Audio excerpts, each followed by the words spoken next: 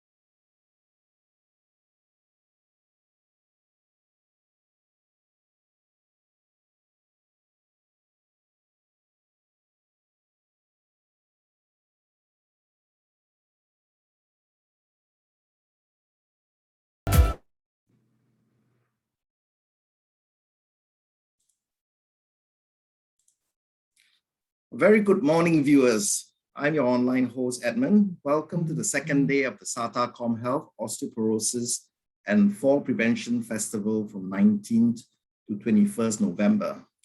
We hope you will join us at 1 p.m. today as we are privileged to have Mr. Tan Kiat Hao, Minister of State, Ministry of Communication and Information, Ministry of National Development, and advisor to East Coast GRC GROs as our guest of honor.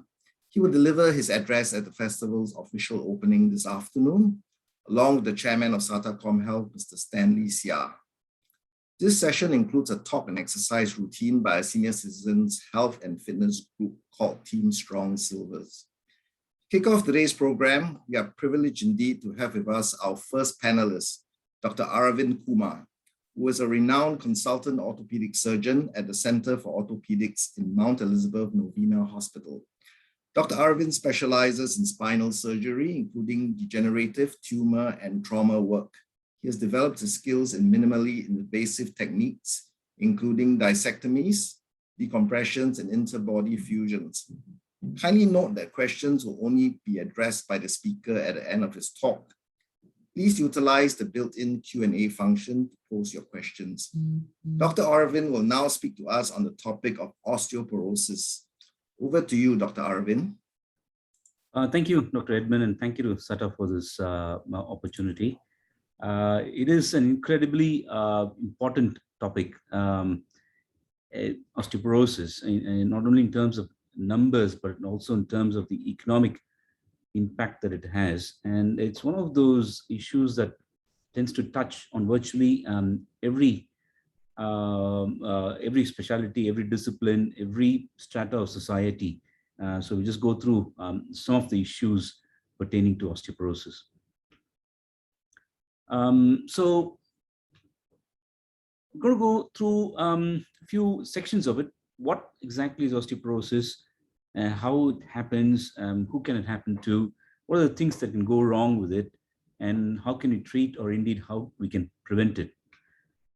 Now, just a very short primer on the structure of bone. I'm not going to bore you too much, but generally the bone is like that. And when you keep zooming into the bone structure, you come down to this, with just columns of structure, just like the concrete that builds up your apartment buildings in Singapore. And this one itself is just like concrete, which has the internal metal rods and then the cement on top of it. You have a protein layer, which is the collagen, and which is to which is applied some minerals. So technically it's calcium phosphate, but a special form of it. And together they give you this typical hard structure that can take significant loads. So you have a protein content and you have a mineralized content, so organic and inorganic, along with some water, of course. And the importance of this will become obvious shortly. Now, bone, well, it's a dynamic tissue. It's not like, you have bone and then it sort of stays like that for the rest of your life. It is constantly turning over. So there is a constant formation of bone for which these cells, osteoblasts, are responsible. Then once the framework is laid, they get mineralized by osteocytes. And then pretty much as soon as the bone is laid down, a breakdown process starts, of which these cells called osteoclasts are very important. And you could argue, why do you need for bone to be broken down? Once it's formed, why doesn't it just stay like that? The answer is that the bone, once it's formed, it cannot stay like that. It is subjected to trauma all the time. It weakens, and after a few months to years, it becomes weak enough to break. So it has to be recycled, remodeled, and renewed, and that is what goes on in your body all the time. In fact, virtually every 6 to 7 years, your skeleton is brand new, and that's what is unique about the bone in our body. So osteoporosis literally means porous bone, and it happens when you lose the mineralized content of bone. So due to a number of reasons which we'll go through, you have a loss of the mineral content of bone, and just like losing the cement in your concrete, it can weaken the structure, so much so that injuries that generally don't break that bone can break it. So the bones tend to break easily. Indeed, some of my patients say that they didn't even have a fall, they just had a stumble and then they had a fracture. So it can be that weak, or indeed it could be small sort of blows over a period of time that can also lead to this breakage. It can be very, very easily done. So if you look at the evolution of bone mass or the bone strength over a person's lifetime, the initial part of the life, the first 2 or 3 decades, is where they build up the bone mass. And I keep telling my patients, everything after the age of 25 to 30 is downhill. And that is very true for bone. So this is like putting money in your bank. So this is your bone bank. And whatever you do to accumulate bone in this period of your life is what sustains you for the rest of your life, because inevitably you lose bone mass over the rest of your life, and you lose about 5 to 10%. So higher the peak bone mass here, better chances you have of avoiding weak bones the rest of your life. If you are only here, then very quickly you end up with very weak bones very early in life. So, most of us, male, female, we all have to make sure we put bone in the bank pretty early on. So, so this is usually done by making sure you don't starve your bone of the nutrients you need. Make sure that I go through some of the things you can do to ensure that you have peak bone mass. But the sad truth is that 40% of women, by the time they're in their 40s, they already have a low bone density, which sets them up for very poor bone quality later on in life. And indeed, when you screen for osteoporosis, nearly 3/4 of people with osteoporosis don't even know that they have osteoporosis. It is a silent disease, and not quite the silent killer, but it is lurking. And sometimes it doesn't become apparent till it's caused damage. How big a problem it is? Now, these are American figures, and if you look at it, fractures actually far outnumber so-called major health issues such as breast cancer, heart attacks, strokes, which are major, admittedly. They get a lot of attention. The damage they cause is very apparent to everyone. But the truth is that there is this epidemic of fractures as well. Now, not all of these are osteoporotic fractures. Nevertheless, fractures affect a significant number of people, and they cause significant economic and health issues as well. Now, what about Singapore? Over the last 30 years, the numbers of hip fractures, which is a surrogate measure of osteoporosis, has gone up. It's gone up 1.5 times in males and more than 5 times in women, and it keeps going up, for a number of reasons. One of which is that the population of Singapore is aging and probably become more sedentary over time as well. So what are the types of fractures that you can see with osteoporosis? Now, very commonly you see spine fractures.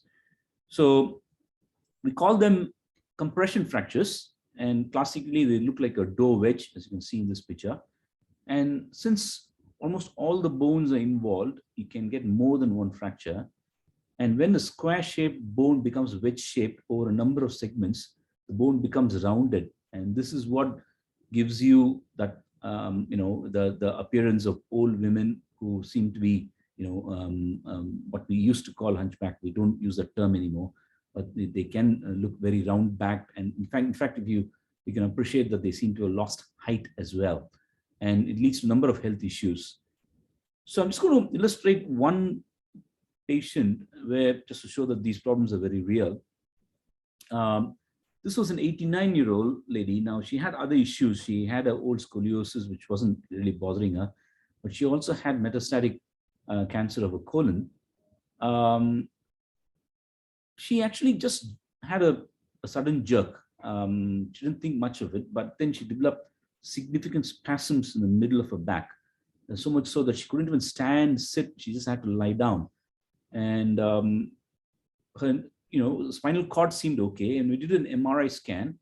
And essentially, you see that this bone in the middle of her spine is shaped differently compared to these normal bones.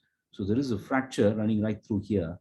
And this is the one that was causing her pain. So we did give her some medicines. It didn't get better. She was really struggling with the pain.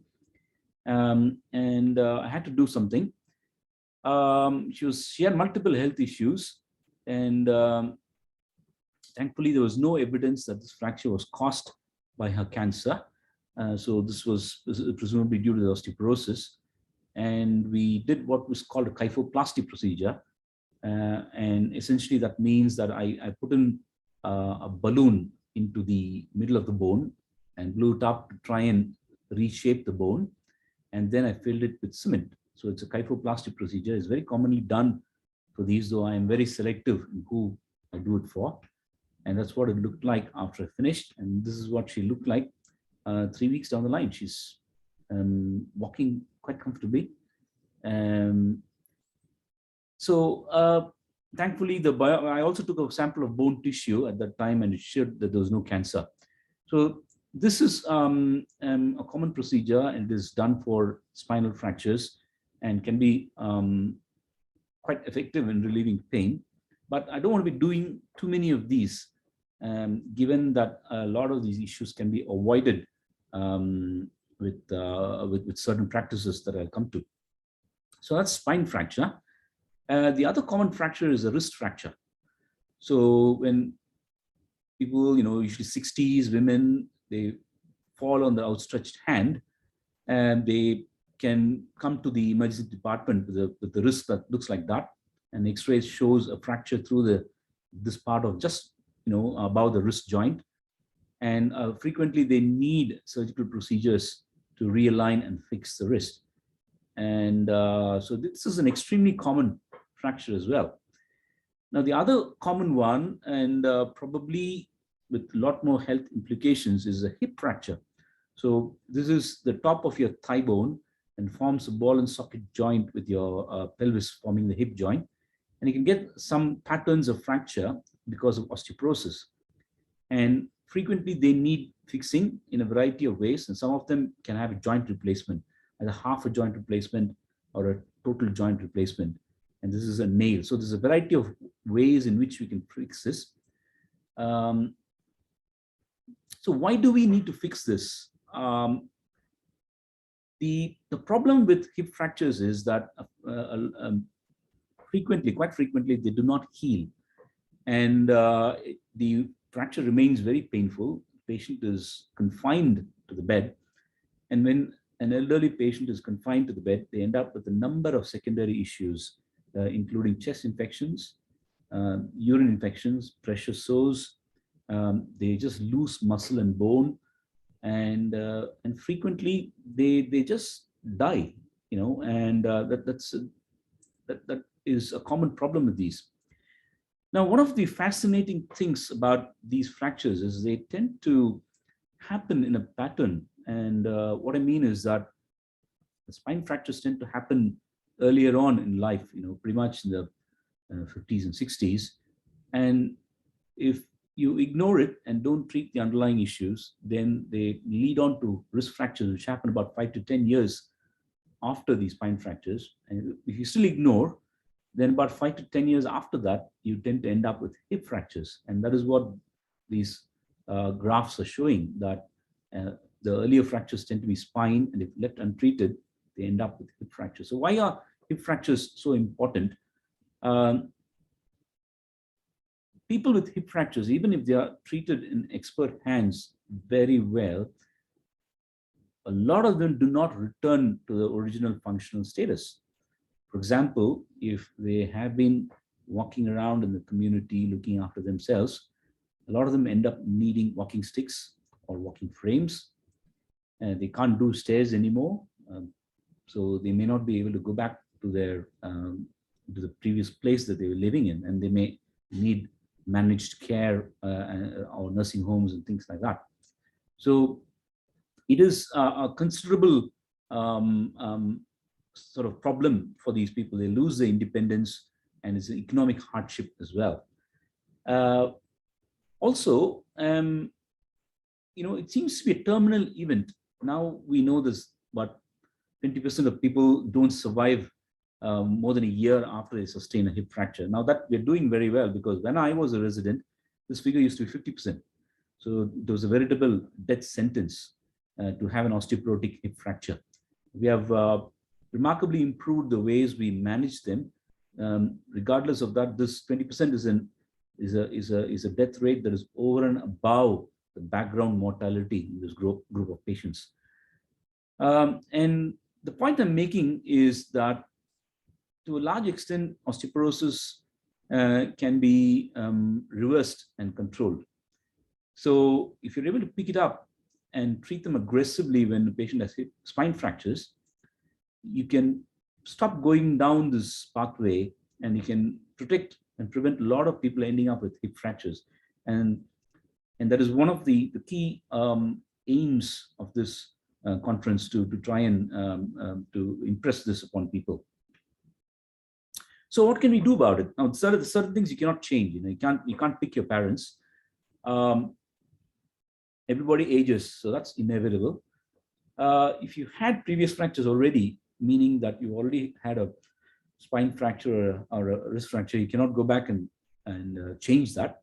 There are certain medical conditions that cannot be modified, and certain medications that you have to take. You cannot avoid them. There are certain other things you can change. I'll go through these in a more systematic manner. So let's look at the conditions that lead to osteoporosis or bone loss in general. So cancers, absorption diseases from the intestine.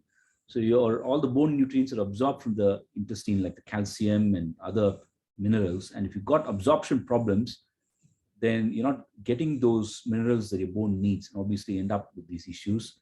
Diabetes, type 2 diabetes, if you've got eating problems, some hormonal issues, for example, testosterone as well as estrogen are important for bone health and muscle health. And if you're not got problems with that, then it can be a problem. The liver processes a lot of, it's a very important part of the bone metabolism. And if there's a liver problem, it can lead to problems with that pathway and can lead to weak bones. Rheumatoid arthritis as well, directly as well as indirectly, can lead to poor bone health. A lot of medications that can also cause bone loss in a variety of pathways. Heparin, maybe not so common anymore.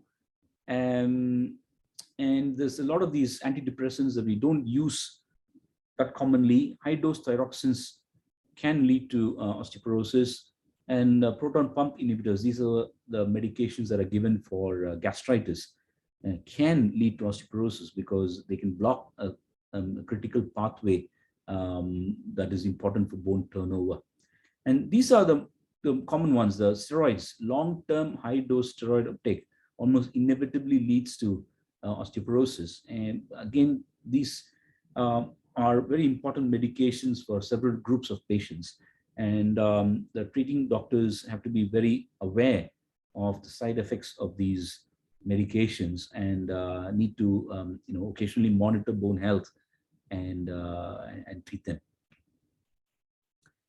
So it raises questions. So are you at risk of developing osteoporosis? So generally, if you have a family history of osteoporosis, so it's essentially on the female side, if the grandmother had a very rounded spine and she lost height, your mother had fractures, then very likely you have a genetic tendency as well. Now, if you had, you started periods very late and you had an early menopause, then the exposure of your body to estrogen is short, and that may be a risk factor. Some patients have to have hysterectomy and removal of the ovaries for other medical conditions, and they are susceptible. If you have a low body weight, but a BMI of less than 20 is actually predictive of osteoporosis as well. And also, if you had a history of low energy fractures, or if you feel you're losing height, you're developing a round back deformity of your spine, then all these may be indicative of either a risk for osteoporosis, or may indicate that osteoporosis has already set in and has to be managed aggressively. So how do you know for sure? So there is this thing called a bone mineral density scan. It's a quantitative X-ray which can give you an idea of the mineral content of your bone. It's also known as DEXA. It's very easily available. It's one of the cheapest investigations you can do in Singapore. And while we do suggest that patients over the age of 65, males, we don't do that much unless they have risk factors such as hypogonadism, or they are on special treatment, or they've been on steroids. But anyone younger with the risk factor, for example, those who had a low energy fracture, or they've had a hysterectomy and things like that, we do recommend this test. And it's easily done, and it's a quantitative measure which can be easily monitored over time. So it usually is given as a number, and so that is what it looks like. And generally, if it says that your T-score, a T-score is the comparison to somebody with an average 30-year-old, so that's a peak bone mass. So how far are you away from peak bone mass? And if your T-score is less than -2.5, that is the official World Health Organization definition of osteoporosis. And so that is a thing. And between osteoporosis and a normal bone, there is osteopenia, which is a good window of opportunity to identify, tackle, and reverse this problem.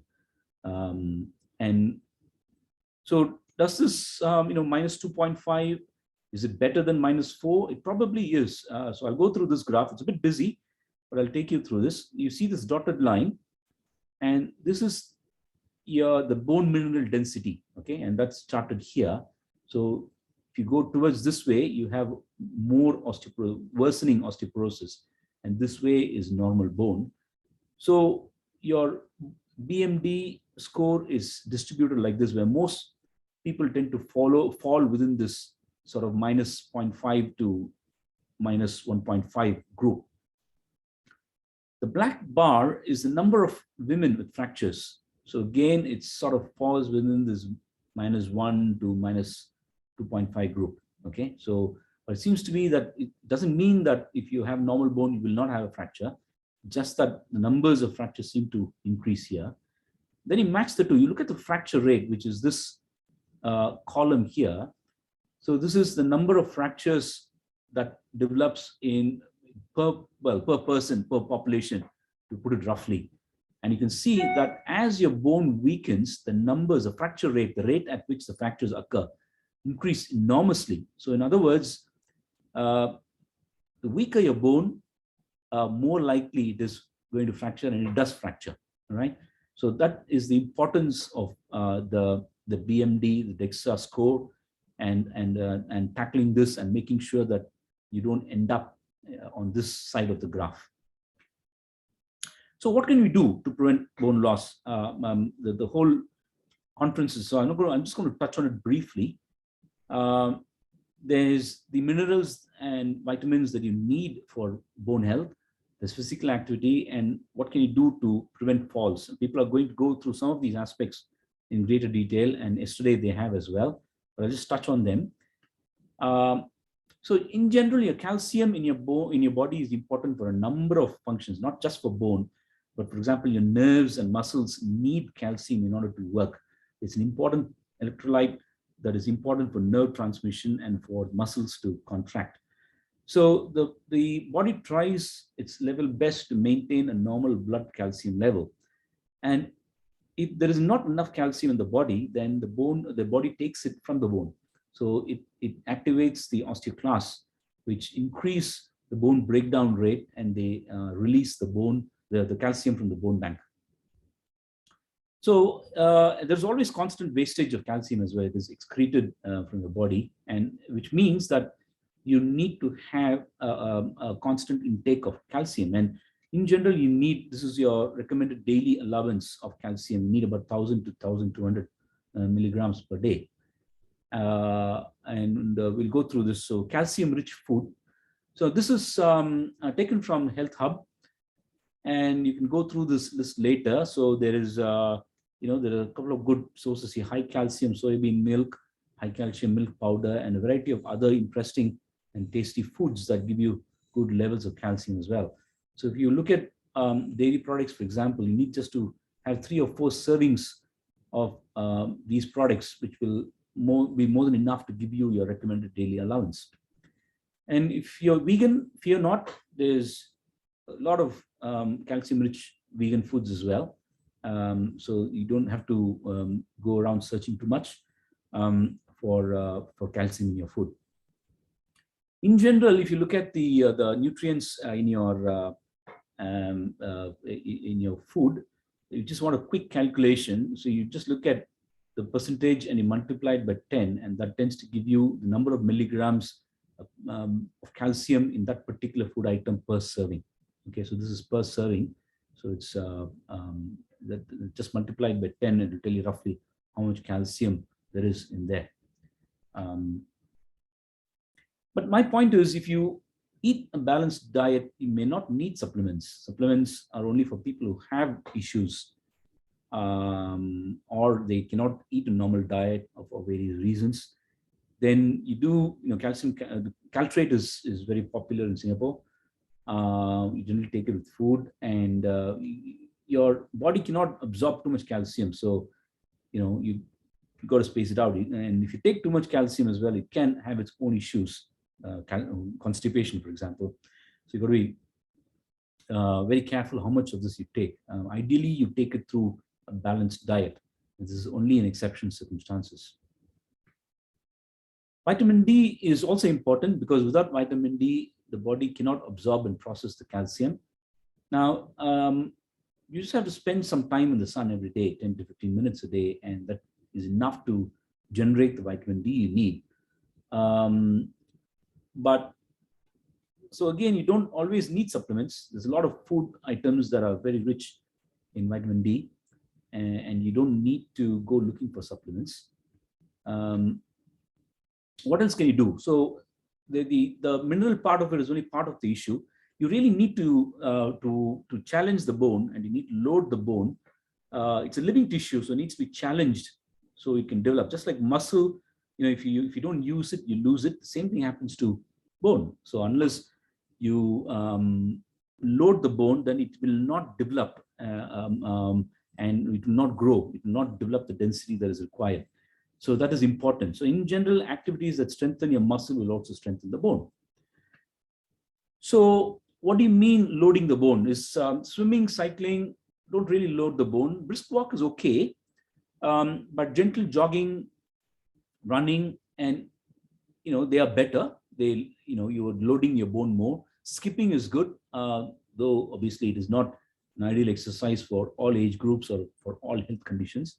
A bit of strength training is useful, especially for youngsters. A bit of resistance training in the gym can go a long way towards stressing your bone and challenging it and pushing it towards developing a good density. So it's part and parcel of, it goes hand in hand with a balanced diet. Other things, you've got to be safe. If you already got weak bones, especially, then you've got to avoid activities that can break that bone. For example, in the spine, bending forward and lifting things puts you at risk of developing these sort of compression fractures. So that's best avoided. So if you have to get down to the ground, don't bend forward. Try and squat down and use your hips and knees to carry things and carry them close to your spine, so your spine is not bending forward. And you've got to be very careful, to try and avoid falls and things like that. Keep a good posture. Make sure that you're using your muscles correctly. Develop good strength. So do some strength training and have a good core strength. And all these things are important for developing your spine and keeping your spine, the bones in your spine strong. Tai Chi is good. Balance is very, very important, not just to prevent falls, but the proprioception, as we call it, which is how your body, your brain senses your position in space. It is extremely important to avoid falls and to keep your muscles and bones in good health. So these things are traditional.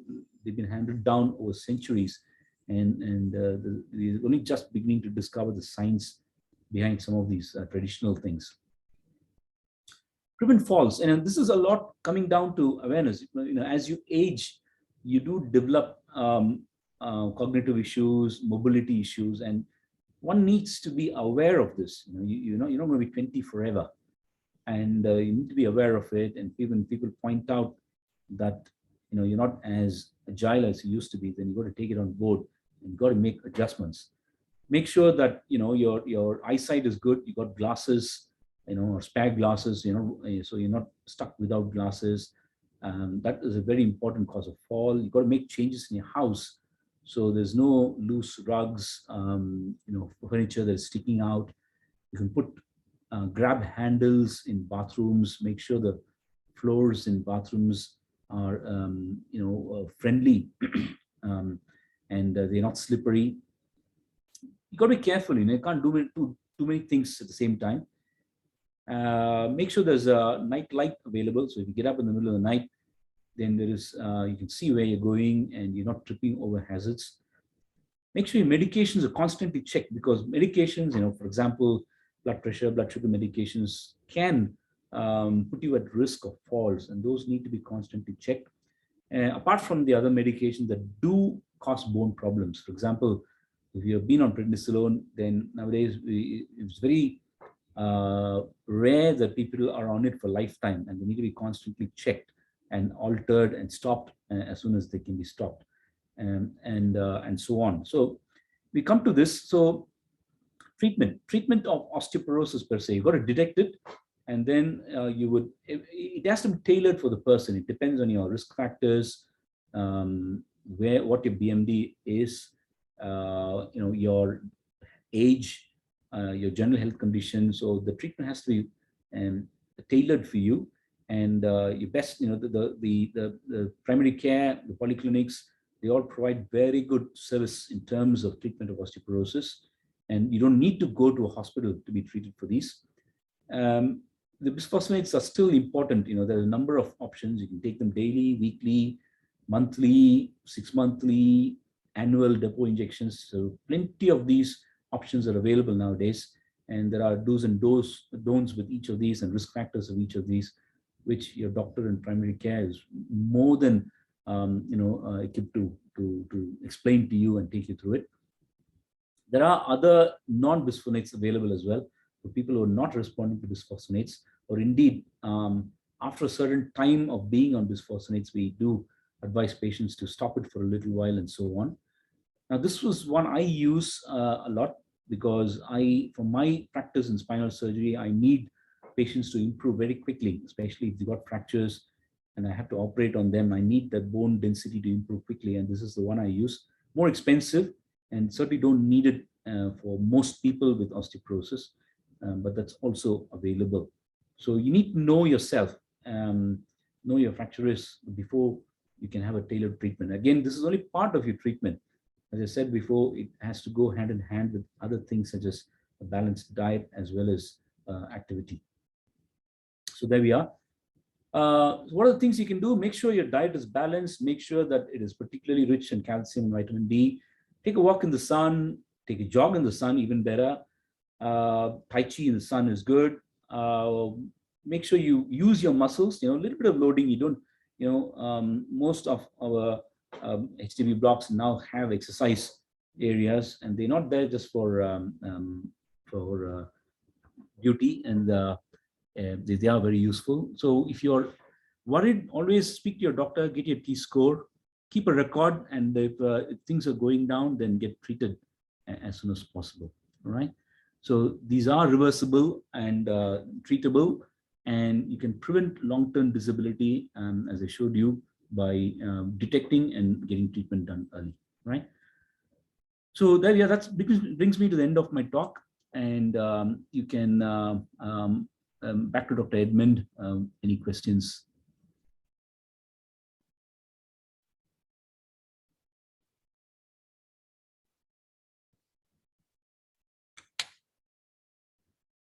So, so fractures, why do they die within a year? We still don't know. It's multifactorial. As I said, a lot of these people are unable to go back to the previous levels of mobility, and they develop things like chest infection, urine infection. They generally lose protein. The diet changes. They're not able to eat as well as they used to. So a number of reasons for it. And since they're in the age group where there are a number of health conditions as well, though nowadays anesthesia is very safe, some patients, unfortunately, a small percentage, it is a risky, it's a surgical procedure, so there are risks associated with that as well. So it is multifactorial, though, as I said, from my days as a resident, the mortality rate has come down from 50% to about 20%. So we are making progress there. How to reverse? See if I can go back to that. So we can reverse. I've gone through some of these things that you can do to reverse them. So you got to look at, make sure you're taking a balanced diet and identify any gaps in your diet due to a variety of reasons. Stop smoking. Please stop smoking. The smoking is a poison and it affects virtually every organ in your body. You can write chapters on this. So the single most important thing you can do to stop osteoporosis or osteoarthritis is to stop smoking. Alcohol consumption is also, has some ill effects, but you're talking about alcohol that causes liver problems and malabsorption issues. Physical activity is important. Watch your posture. If you have low BMI, well, there is an ideal BMI, but you can have low BMI as well. If you do, then you have to make sure that you're doing loading activities that keep your bone strong.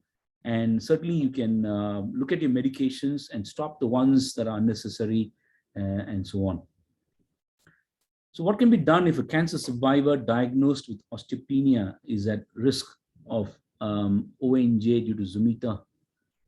Yeah, so this one I think is, I think it is very specific question for a particular person. So this one, the risk has to be identified early. So when I showed you the medications, I said there are risk factors for each of them. So some of these patients, what happens is they need to have dental procedures done before they can be started on osteoporosis treatment. So that is something that is done by your by the doctor who's looking after you. Painless creaky sound of lower back. Yeah, so that is actually not very uncommon. And yeah, I mean, it's could be any number of reasons. I really wouldn't be too worried if you have a creaky back. Sometimes it's just the joints normally moving. So unless it's painful or such, I wouldn't really. It's a bit of clicking even now and then in the knees, the back is not such a bad thing. What is the best time to have sunshine and get the most vitamin D? Ideally, it's around between 10 to 3, so the sunlight is coming a bit straighter. So that is the ideal time. Direct sunshine is preferable. And about 15 minutes, 10, 15 minutes, is more than adequate. I think for our population, the risk of skin cancer from sun exposure is not that high. So I think vitamin D deficit is a lot more common than skin cancer in our society.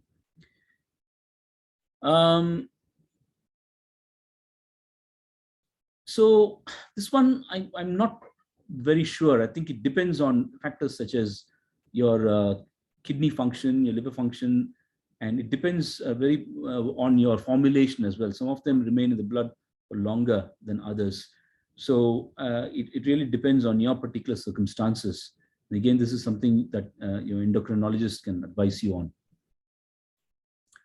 So the bone density scan, why only lumbar spine and left hip? I think traditionally it was because those were the two commonest fractures.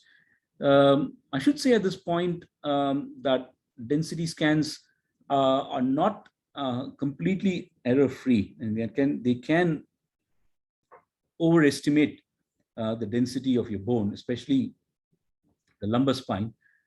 So that is why the hip one is taken. And again, it depends. It can be done. Some units do right hip as well, and it comes down to practice. And I don't think it really matters which hip gets looked at. So osteopenia, when you do have osteopenia, I think it's a good time to be able to reverse it, and it's easier to reverse. So again, it's this activities that I spoke to you about: good loading exercises, tai chi, bit of jogging, bit of skipping, resistance training, and good diet, and try and look at your bad diet and bad habits, and try and stop them, and that would be more than sufficient to help you here. Yeah. So yeah, if you have knee problems, then it becomes an issue. I suppose there are other aids. There are some aids they can give you. For example, some graspers that you can use to pick up items from the ground, or you modify your work surface so things are not kept at ground level. They kept roughly at waist level, so it makes it easier to lift and carry these things. It also comes into the principles of ergonomics in workspace, where you don't have to be bending forward or bending down or get down to the floor too frequently to be lifting items. Or indeed, there are other aids that you can use to carry and lift and transport items that can that will obviate the need to be carrying too many things. So this one, the calcium citrates, it's just a different formulation of calcium. Some of them are easier to absorb. Calcium carbonate can cause some people constipation, gastritis can be commoner with calcium carbonate. Again, the amount you need to take would depend on your diet. If you've got more than adequate diet, you may not even need to take supplements. But if you do have deficiency, then you may need to take more. Alternate days might be perfectly reasonable if you're just taking it as a maintenance one.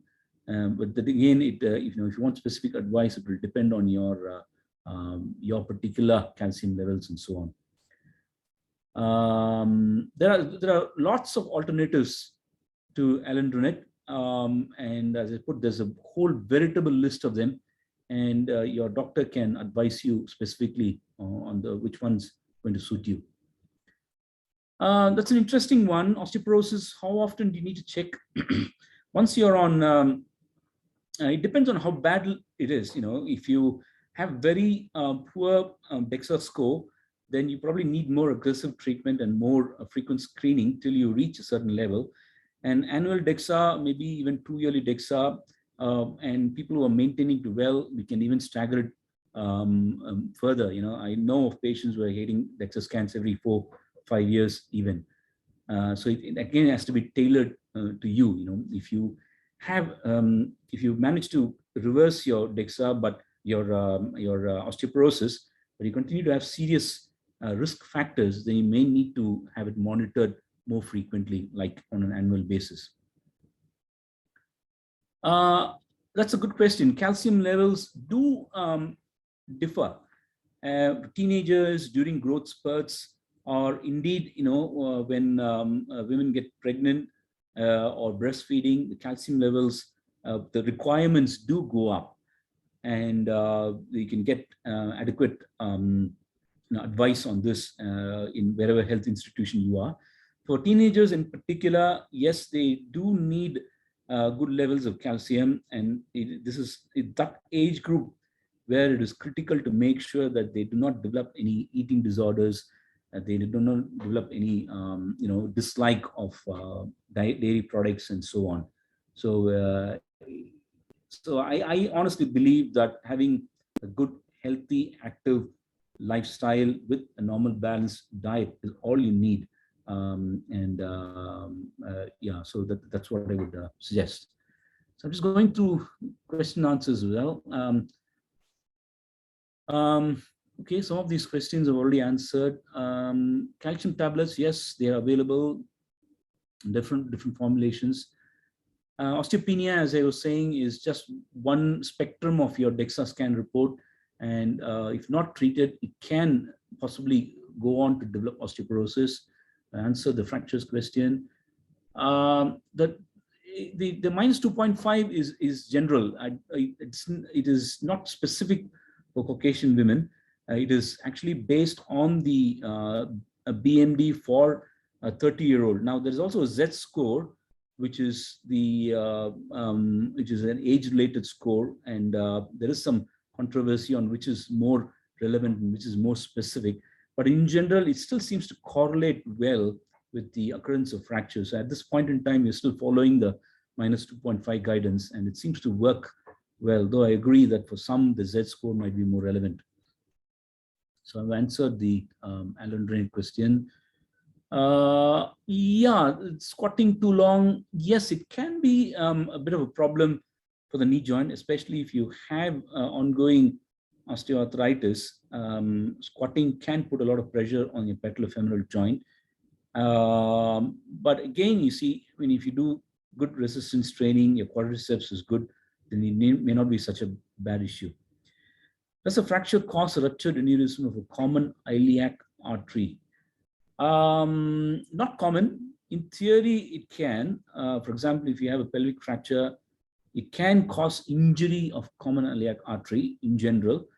I suppose if you have an aneurysm there already, the risk is higher, but this falls into trauma territory, where a severe pelvic fracture can indeed cause a blood vessel injury. Yes. Yeah, so if you're on prednisolone, then you need to monitor, and the osteopenia, if you're osteopenic, then you might need to take medication to try and obviate the bad effects of prednisolone. Tibolone, it depends. You need to be very specific for yourself, you see. You need to look at your renal function, liver function, and in general, most of these medications, you need to take a gap. We call it drug holiday, and you need to stop them after a while. Otherwise, they do stop working and all that, and you need to allow there are some bad effects for taking them continuously as well. The bone, you need normal turnover of the bone, and to an extent, your bisphosphonates do decrease the bone turnover and can lead to bone being weakened as well. So that's something that you need to look into.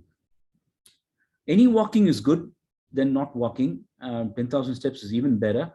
But brisk walking, in terms of the load you put it through, brisk walking is probably better. But yes, if strolling is the only thing you can do, please do it. And a bit of proprioception with Tai Chi is also good. What is the lowest T-score I've seen? I've seen well below -4. Yes, I have seen them. And it can be a bit scary. You can hardly see these bones on x-rays. So yeah, so they need to be wrapped up in cotton wool, and they need very quick management to try and bring their T-scores up. Too much calcium, will it deposit into the body and become calcification? Well, the answer is, short answer is yes. But the long answer is it is a little bit more complex. You can have these deposits even with normal calcium levels, or even low calcium levels, you can still have it. But if you have high calcium levels, does it mean you have a higher risk of this? Probably not, but it has other problems. High calcium levels cause other issues before it causes problems with calcification. So yeah, so the short answer is yes, but the real answer is it's not more complex.